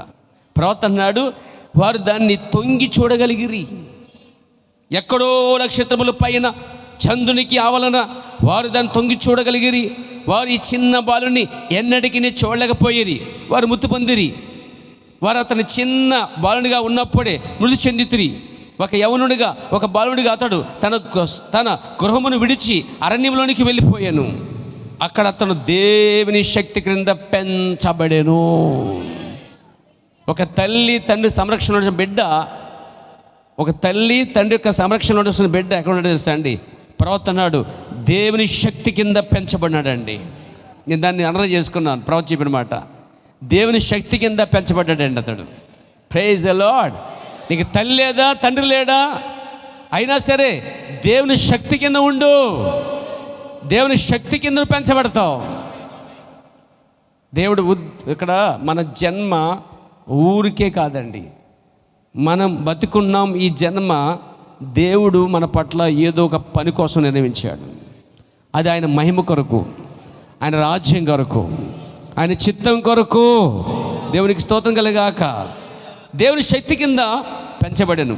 నీవు అరణ్యంలోనికి కేకలు వేచిన ఒక శబ్దమి, నేను నిన్ను పంపుచున్నాను అని దేవుడితో మాట్లాడాడు. దేవుని స్వరం వింటా ఉన్నాడు అరణ్యంలో. 9 సంవత్సరాల నుంచి ఇంచుమించుగా అరణ్యంలో ఉన్నాడు, పెద్దవాడయ్యే వరకు. అరణ్యంలో అతడు చూసిన భయంకరమైన విషసర్పాన్ని చూడగలిగాడు, జంతువుని చూడగలిగాడు, తేనె చూడగలిగాడు, మిడత చూడగలిగాడు. అతనికి రోజు తేనె మరి మిడతలతో ఆహారం తింటా ఉన్నాడు. అతనికి వస్త్రము లేవు, అతనికి చెప్పులు లేవు, అతనికి బట్టలు లేవు. అతనికి ఒంటి రోమ వస్త్రము ధరించుకున్నాడు, ఒంటి చర్మం ధరించుకున్నాడు, గుర్రపు చర్మం ధరించుకున్నాడు. అతనికి చెప్పులు లేవు, తల దూకోవడానికి లేదా కట్టింగ్ వేయడానికి ఒక షాపు లేదు, అతనికి ఒక పౌడర్ లేదు, అతనికి ఒక సబ్బు లేదు, అతనికి అసలు సౌకర్యాలు ఏమీ లేవు. అయినా అతడు దేవుని మనిషి అయి ఉన్నాడు. కొన్నిసార్లు అతని వలె అతనికి ఇల్లు లేదు, బహుశా ఇల్లు లేకపోవచ్చు, ఇంట్లో కొన్ని సరుకు లేకపోవచ్చు, అతనికి ఏది లేదండి. ఇప్పుడు నీకు ఉన్న వాటిల్లో నువ్వు కలిగి ఉన్నావో ఏవి అతడు కలిగి లేడు అక్కడ. కొన్నిసార్లు బాధపడిపోతాం మనం, ఏమీ లేదు, అది లేదు అని చెప్పేసి. కానీ ఇక్కడ జక్కరి కుమారుడు యోహానికైతే ఆ ఆలోచన లేదంటండి. ఎందుకు పంపడ్డానో అందుకే దేవుడు నిర్ణయించాడు. దేవునికి స్తోత్రం కలిగాక, దేవునికి మహిమ కలిగాక. దేవుడు అన్నాడు, నీవు అరణ్యంలోనికి కేక వేసిన ఒక శబ్దానివి, వెళ్ళు కేక వేయమన్నాడట. దేవుడు అతనితో చెప్పాను, యోహాను ప్రతిరోజు బండల్లోని పాములను తరుముకుంటూ, అరణ్యంలో యోహాను ఏం చేస్తా ముందు బండలున్న పాముల ముందు తరుముతాడట. Praise the lord. ఇది ప్రాక్టికల్గా అరణ్యములో యోహాను అక్కడక్కడ కనబడుతున్న సర్పాలని తరుముతున్నాడట అండి. తరుముతుంటే ఈ సర్పములన్నీ బండ సందులో దూరిపోతున్నాయట. అంటే సర్పములారా అని ముందు అరణ్యంలో కేకలు వేసి మొదలుపెట్టాడు. సర్ప సంతానమా, పాములారా, సర్పములారా పోడే అన్నాడట. అవన్నీ పారిపోతున్నాయంట. ఎందుకు? అరణ్యముల అడవులో విషకరమేది, ప్రమాదకరమేది తెలుసా? సర్పమే అంటండి. Praise the lord.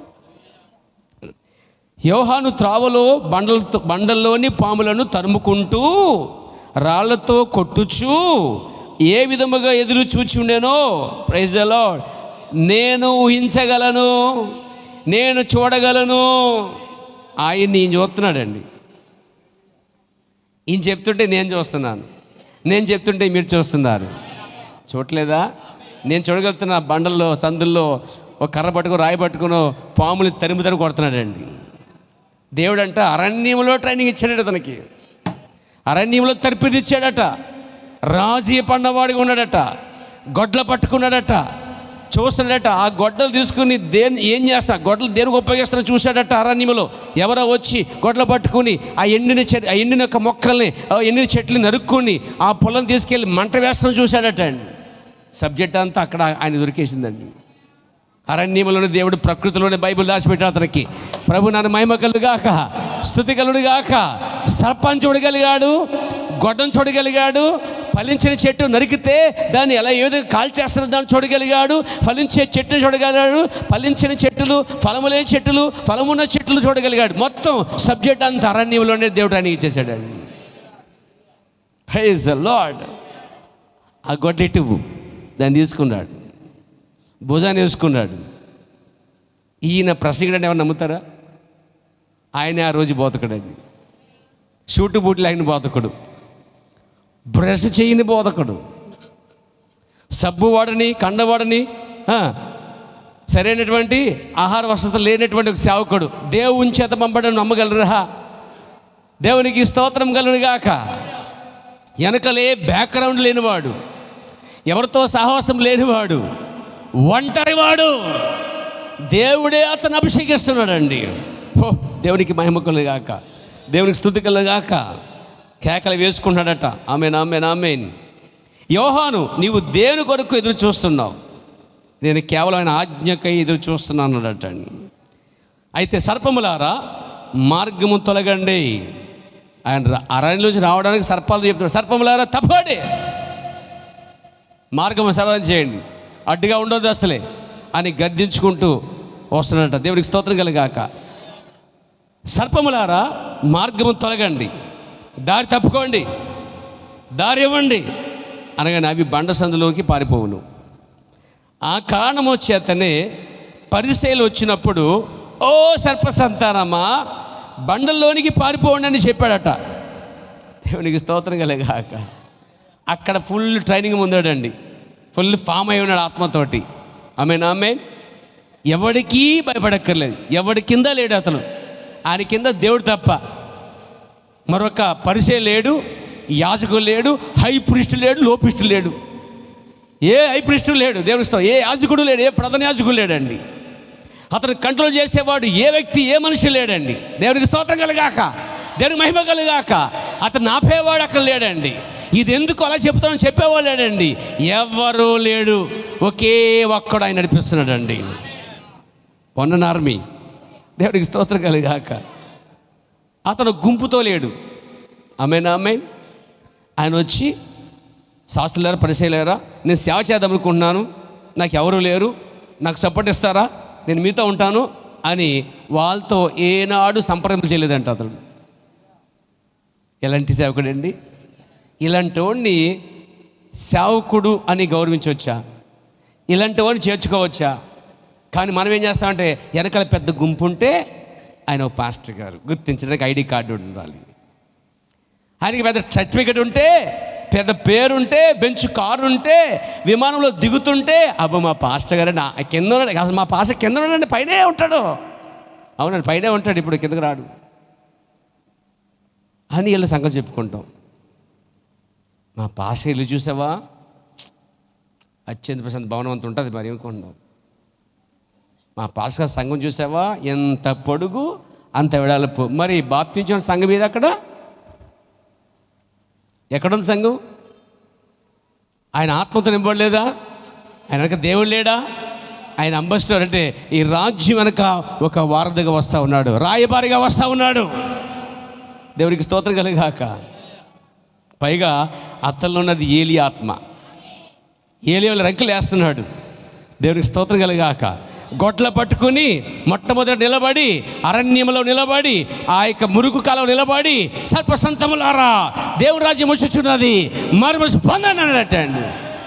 అందరూ వచ్చి ఆ గద్దెంపుకి, ఆ మాటకు లోబడి, పాపాలు ఒప్పుకొని నీటిలో దిగి వాళ్ళ బాప్తిసం పొందుతున్నారటండి.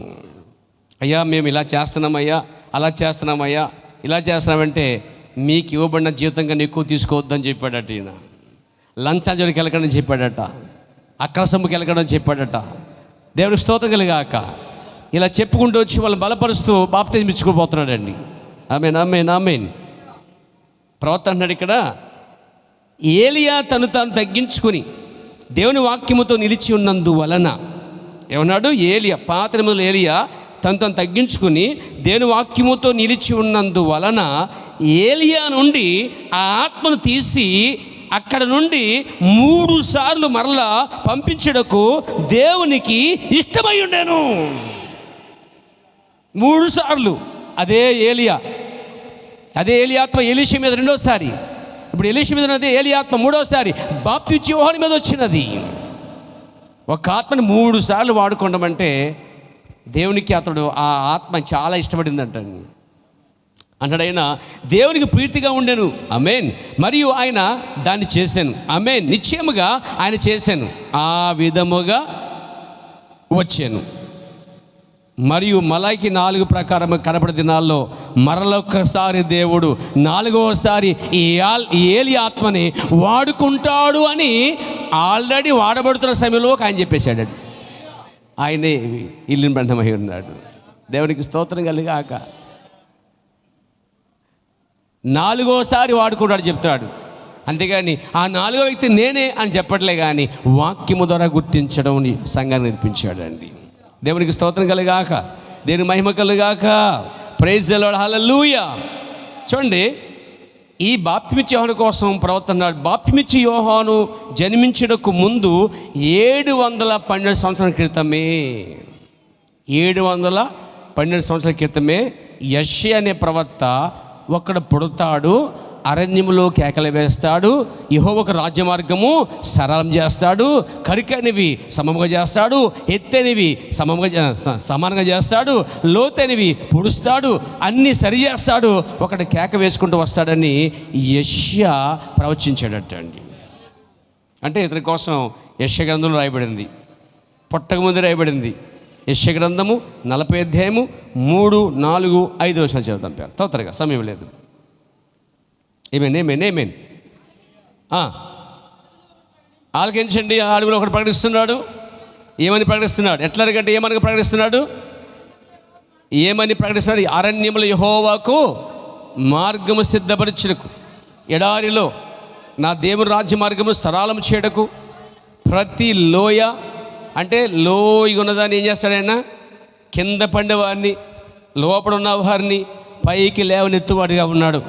అతని వర్తమానం దిగజారిపోతున్న వారిని, అతని వర్తమానం లోయలో ఉన్న వారిని, అతని వర్తమానం తొయ్యబడిన వారిని, ఆమేన్ ఆమేన్, అతని వర్తమానం కింద పడిన వారిని లేవనెత్తుతున్న వర్తమానం అండి అది. Glory to God. మొదటి రాకడలో ఒక వర్తమానముతో దేవుడు ఆ లోయలో శాస్త్రుల పరిశుద్ధ తొయ్యబడిన వారిని అతను వచ్చి ఆ లోయలను సరి చేస్తూ ఉన్నాడు, లోయలు పూర్తి చేస్తూ ఉన్నాడు, తక్కువ ఎక్కువని దాన్ని సరి చేస్తూ ఉన్నాడు. వర్తమాన విషయంలో దేవుని విషయంలో అందరూ సమానం చెప్తా ఉన్నాడు అండి. Glory to God. చదవమ్మా.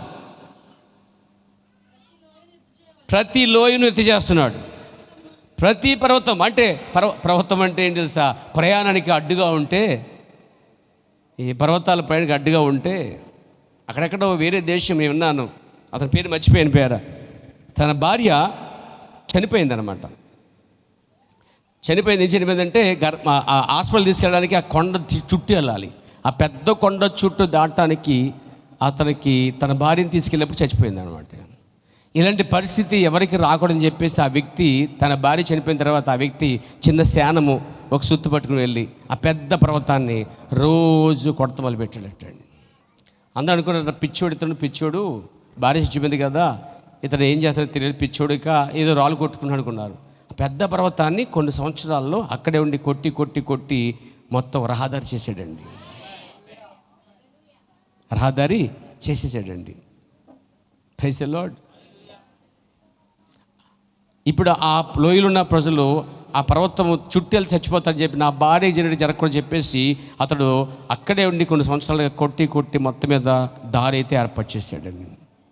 అందరూ అతన్ని పిచ్చడుకున్నారు. తర్వాత అతనికి ఆ బ్రిడ్జికి అతని పేరు పెట్టారండి. ఇప్పటికి ఆ బ్రిడ్జ్ ఉంది. Praise the lord. దేవునికి స్తోత్రం కలుగాక. ఇప్పుడు ఆ రోజు ఏం జరిగిందో ఆ సంఘటన బట్టి అతను కష్టపడతా ఉందని బట్టి ప్రభుత్వం అతను మెచ్చుకుని అతనికి అవార్డు ఇచ్చింది. అది అన్నాడు, నా భార్య జనరల్కి జరగకూడదు ఇక్కడ ఎవరికి, అందుకే నేను కష్టపడి ఈ కొండనంతా తవ్వానని. అంత పెద్ద పర్వతాన్ని ఒక్కడే తవ్వేశాడండి.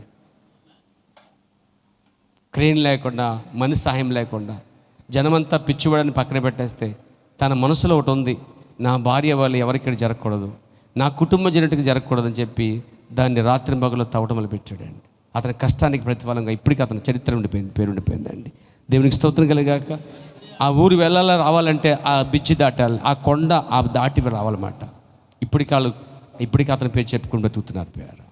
దేవునికి స్తోత్రం కలిగాక. అంటే ఏం చేశాడు తను? ఒక పర్వతం అడ్డుగా ఉందాన్ని తొలగించాడండి. అలాగే ఇక్కడ ఆత్మ సంబంధంగా కొన్ని దారుల్లో పర్వతాలు ఆచార సిద్ధాంతాలని ఈ వ్యక్తి వచ్చి ఎత్తుపడేస్తున్నాడండి, కొట్టిపడేస్తున్నాడండి. ఓ దేవునికి స్తోత్రం కలిగాక.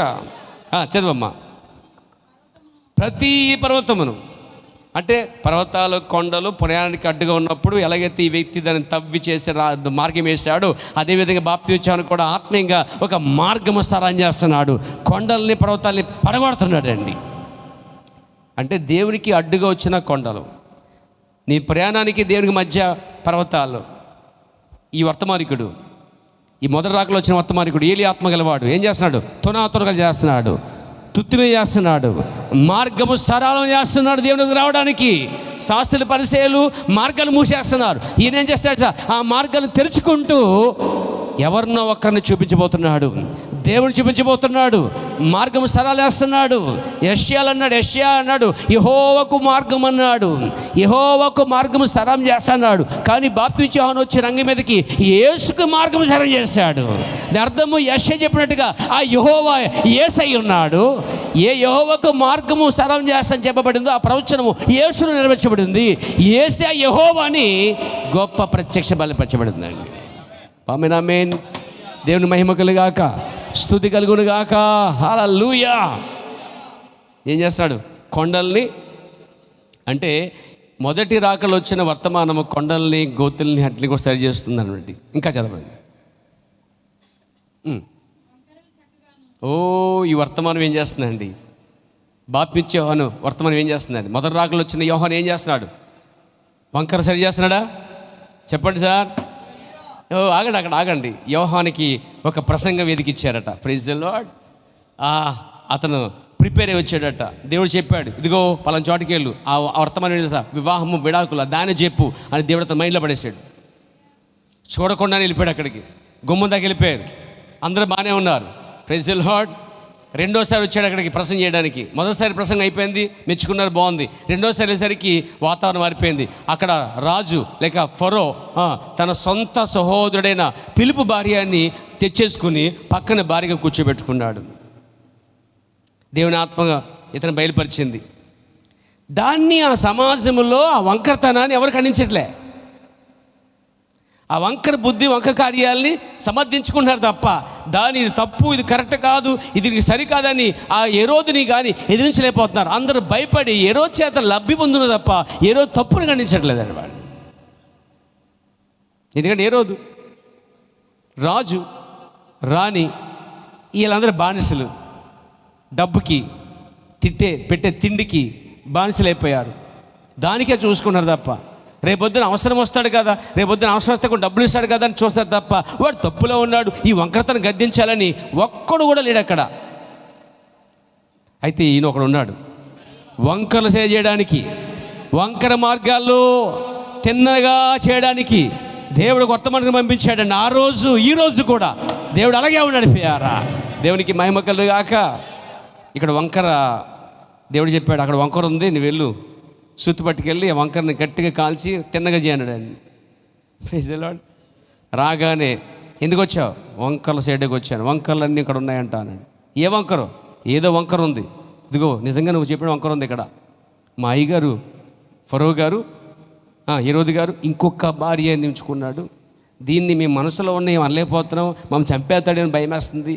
కాబట్టి మేమైతే నోరు తెరవలేము, మొగకొక్కలం, మేము గద్దించలేము. గద్దిస్తే మాకు పైనుంచి రావు, గద్దిస్తే గుప్పులు రావు, గద్దిస్తే అసలు పట్టించుకోరు, పక్కన పెట్టేస్తారు.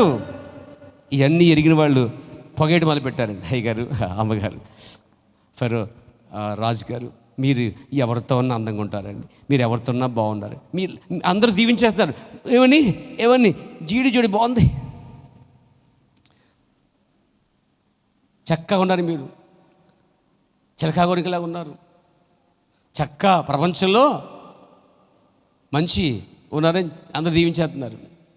ఈయన దీవించడానికి వచ్చి అనుకుంటున్నారు వాళ్ళు.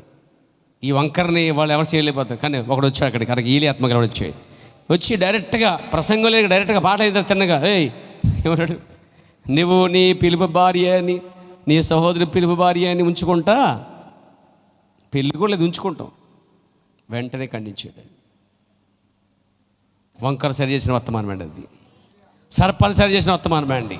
పర్వతాలు సరి చేసిన వర్తమానము, కొండలు సరి చేసిన వర్తమానము, శాస్త్రుల పరిచయాలు మూసేసిన కార్యాలు మార్గాలు తెరిచిన వర్తమానం అండి. దేవునికి స్తోత్రం కలుగాక. తర్వాత కరుగ్గా ఉన్నదాన్ని సమముగా చేశాడట.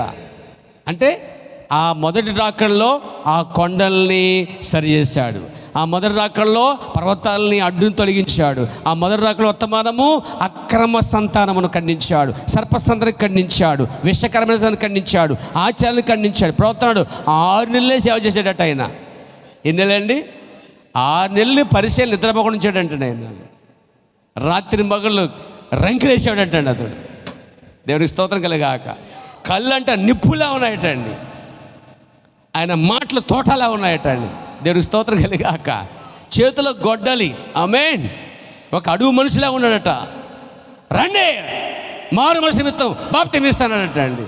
మారండి, యోధా సమాజంలో మారు మనసు పొందండి, దేవరాజ్యం వస్తుంది, చచ్చిపోతారు మీరు అని చెప్పాడట. అందరూ వచ్చి బాప్తిసం అనుభవాలు పెట్టారండి. దేవునికి స్తోత్రం కలిగాక. యెషయా గ్రంథంలో చెప్పిన ప్రవచనం వీని కోసమే. మలాకి 3 అధ్యాయములు 1వ వచనము, నా దూతను పంపుదును. మలాకి 3:1 నా దూతను నేను పంపిస్తాను నాకు ముందుగా అని యెహోవా చెప్పాడే. ఆ యెహోవా పంపిన దూత యెహోవాకే భూమి మీద మార్గము సరళం చేసింది. యెషయా గ్రంథం 40 అధ్యాయంలో వచ్చిన ప్రవచనం ఇతని కోసమే. మలాకి 3 అధ్యాయం 1వ వచనం చెప్పిన ప్రవచనము ఇతని కోసమే. మలాకి 4 అధ్యాయములో చెప్పిన ప్రవచనం ఒకటి ఉంది. ఆమేన్, ఆమేన్, ఆమేన్. తండ్రి హృదయాలు పిల్లల వైపు తిప్పుట. గమనించండి, తండ్రి హృదయాలు మాత్రమే పిల్లల హృదయాలు తిప్పే ఆ పరిచర్య. మలాకి 1వ వచనంలో వచ్చిన ఆ దూతే మలాకి 4వ అధ్యాయం 6వ వచనంలో మొదటి భాగాన్ని ఆయన నెరవేర్చాడు. అయ్యా, మలాకి 3:1 మత్తయి సువార్త 11:10 వచనంలో ఉన్న ప్రవచనము ఎత్తు చూపించాడు యేసు ప్రభువు వారు. చూడండి ఒకసారి. ఎవరి కోసమైతే చెప్పబడిందో ఆ దూత ఈ యోహానే అని యేసు ప్రభువు వారు బయలుపరిచాడండి. మత్తయి సువార్త 11:10 వచనమండి. ఇదిగో నేను నా దూతను ముందుగా నీకు పంపుచున్నాను, అతను నీ ముందు నీ మార్గం సిద్ధపరచును అని ఎవరి గురించి రాయబడిన అతడే. ఇప్పుడు మలాకి 3:1 చదవండి. ఇదిగో నాకు ముందుగా మార్గం సిద్ధపరచుటకు నేనే నా దూతను పంపిస్తాను అన్నాడు యెహోవా. అక్కడికి వచ్చిన తర్వాత ఈయన అంటాడు, ఇదిగో నాకు ముందుగా అని రాయబడిన ప్రవచనము ఈ యోహాను కోసమే అన్నాడు. అలాగే ఇప్పుడు మలాకి 4వ అధ్యాయములో తండ్రి హృదయాన్ని తిప్పే ఆ పనిని ఇతడే అని ఎవరు చూపిస్తారు? Praise the lord. గాబ్రియెల్ దూత చూపిస్తుంది అక్కడండి. చూడండి, లూకా సువార్త, ప్రభు నామమున మహిమ కలుగాక. లూకా సువార్త, ఈ పాయింట్ మర్చిపోకండి, గట్టిగా పట్టుకోండి. 1వ అధ్యాయము 17వ వచనం. మరియు ఎతడు బాప్తినిచ్చు యోహాను తండ్రుల హృదయాలు, ఇక్కడ ఒకటే రాయబడింది, తండ్రి హృదయాలు మాత్రమే తిప్పాడు అని రాయబడింది. అక్కడ పిల్లలు రాయబడలే, పిల్లల హృదయాలు రాయబడలే. అది ఇంకొక జనరేషన్ సంబంధించింది.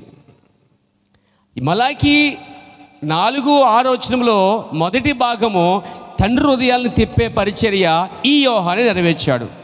ఇక్కడ గాబ్రియెల్ దూత దిగివచ్చి జకర్యాకి ఏం చెప్తుందంటే, జకర్యా, ఇప్పుడు నీ పుట్టిన కుమారుడు ఏలి ఆత్మ గలవాడే, శక్తి గలవాడే, అతనికి ఒక పరిచర్య ఉంది. ఏంటంటే అతడు తండ్రుల హృదయాల్ని పిల్లలైపు తిప్పుతాడు, ఆయుత్తపడిన వారిని ప్రభుత్వం తిప్పుతాడు, అతని పరిచర్య ఇది అని చెప్పింది. ఏమండి, అతను ఉన్నారా? కాబట్టి ఇతను పుట్టకముందే ఒక వాక్యం రాయబడింది. అది అరణ్యంలో కేక వేసే శబ్దం అని.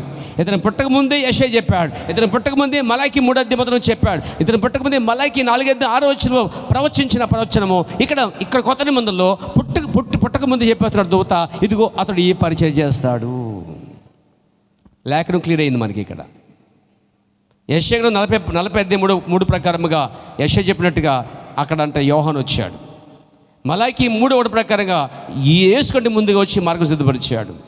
మలాకి 4:6 వచ్చే మొదటి భాగంలో తండ్రుల యొక్క హృదయాల్ని పిల్లల వైపు తిప్పే ఆ పని, పిల్లలు ఆ తండ్రుల యొక్క హృదయాల్ని పిల్లల వైపు అంటే ప్రవర్తనడు ఆ వాగ్దాన కుమారుడు, ఆ పిల్లవాడు ఎవడంటే యేసు ప్రభువే అన్నాడు. అందుకే యోహాను ఏం చేశాడంటే ఆ ప్రజల్ని ధర్మశాస్త్రం తిప్పలే, ధర్మశాస్త్రం వైపు, ఆజ్ఞ వైపు తిప్పలే, బలులు అర్పణలకు తిప్పలే. ఇదిగో నాకంటే ఒక ఆయన ముందుగా వస్తున్నాడు, నా వెనక వస్తున్నాడు, ఇదిగో ఆయన చెప్పులు ఇప్పుడు యోగ్యుని కాదు అని చెప్పి ఒక ఆయన్ని చూపిస్తూ అతనికి బాప్తిసం ఇస్తూ నాకు ఒక సూచన ఇవ్వబడింది. అదిగో నేను బాప్తిసం ఇచ్చినప్పుడు పరలోకం నుంచి ఒక సూచన వచ్చింది, ఇతడే దేవుని కుమారుడు, ఇతడే లోకపావులు మోసిన దేవుని గొర్రెపిల్ల, ఇతడే మీకు మెస్సయ్యా అని చెప్పగానే అతను ప్రసంగం విన్న వాళ్ళందరూ ధర్మశాస్త్రంలో నుంచి ఏమండి ఆజ్ఞలు గల సిద్ధాంతంలోంచి యోహాను ప్రసంగం విన్న వాళ్ళు యోహాను ప్రసంగం విని వెనక్కి వెళ్ళదు, కానీ వాళ్ళు ధర్మశాస్త్రం నుంచి బయటకు వచ్చి కృపయు సత్యమైన యేసుతో నిలబడి ఉన్నారు. నాతో ఉన్నారు మీరు? అంటే యోహాను పరిచర్య రంకులు వేయటమే, కొండలు పర్వతాలు వంకరలు తీయటమే కాదు, మెస్సీ అని బయలుపరుస్తున్నాడు. వెనకొచ్చి అతన్ని ప్రజలకి పరిచయం చేస్తున్నాడు. అంటే తండ్రుల యొక్క హృదయాల్ని పిల్లలనగా యేసు వైపు తిప్పగలిగాడు. తప్పుడు హృదయం మహిమపడదమ్మా, దేవునికి మహిమ కలిగాక. అతని పరిచర్య అది ముగించబడింది. అంటే అతను వచ్చి ఏం చేశాడు? మొదటి రాకడలో ఏం చేశాడు? యోహాను యొక్క రాకడ ఎందుకు వచ్చింది? యేసుక్రీస్తు కంటే ముందుగా వచ్చి ఒక మార్గము శిలారం చేశాడు. సర్పములరా తప్పుకోండి, వంకర్లు సరి చేశాడు. అంటే ఈ బాట అంతా వెనకొచ్చే మెస్సేకి ఒక ప్లాట్ఫామ్ తెలిసిపరిచాడండి ఆయన. ఇప్పుడు సీఎం గారు వస్తారంటే ఏం చేస్తారు? అందరూ వచ్చి అక్కడ స్టేజీ కడతారా? కట్టకుండా దిగుతాడు, కడితే దిగుతాడండి ఆయన. అసలు రాకుండానే మొత్తం ఊర్లో ఆ జనమంతా వెళ్ళిపోయి మొత్తం జల్లుడు పట్టేస్తారు అందరినీ, ప్రమాదకరమైన ఉందని చెప్పేసి. లేదా ప్రచారం టీవీలో, వార్తలో, పేపర్లో ఈ లోక సంబంధించినటువంటి ఆ అధికారి ఇక్కడికి వస్తున్నాడు అని మొత్తం ఆ అడవిడి కనిపిస్తుంది, ఆ కంగారు కనిపిస్తుంది అన్నమాట. అంతేనా? అది లేకుండా వచ్చేస్తారు చెప్పండి? అంత సెక్యూరిటీ, మిలిటరీ మొత్తం దిగిపోతారు, అక్టోబర్స్ దిగిపోతారు, మొత్తం అందరూ పెద్ద స్టేజ్ చేస్తారు. అప్పుడు దిగుతాడండి ఆయన. ఈ లోక వ్యక్తి అంత ఘనంగా ప్రకటించుకుని వస్తుంటే మరి యేసుప్రభు మొదటి రాకడలో ఆయన పక్షాన ప్రకటించేవాడు బాప్తిస్మ యోహానుగా రంకెలు వేసుకుంటూ బోర్లు ఊదుకుంటూ ఏమేన్ ఆ స్వార్థ బోర ఊదుతూ పర్వతాలు పగలగొడుతూ కొండలు పగలగొడుతూ సర్పముల పోండి అని గద్దిస్తూ తప్పుకోండి అని చెప్పి తప్పుకోండి మార్గం సారం చేశాడంట ఆయన. దేవునికి స్తోత్రం కలిగాక, దేవుని నన్ను మహిమ కలిగాక. ఎవరి కోసమైతే ప్రవచించబడిందో యెషయా ఎవరి కోసం మాట్లాడాడు? యెహోవా గురించి. మలాకి ఎవరి కోసం చెప్పాడు? యెహోవా గురించి. ఇక్కడ యేసుక్రీస్తుకి మార్గం సరం చేసి ప్లాట్ఫామ్ సిద్ధపరిచి ఆ ప్లాట్ మీద ఆయన దించి, ఇదిగో లోక పాపాలు మోసే దేవుని గొర్రెపిల్ల, మీ ఎదురు చూసే మెస్సియా ఇతడే అని చెప్పి ఆ తండ్రుల్ని ఆయన వైపు తిప్పి, ఇక నేను తగ్గవలెను.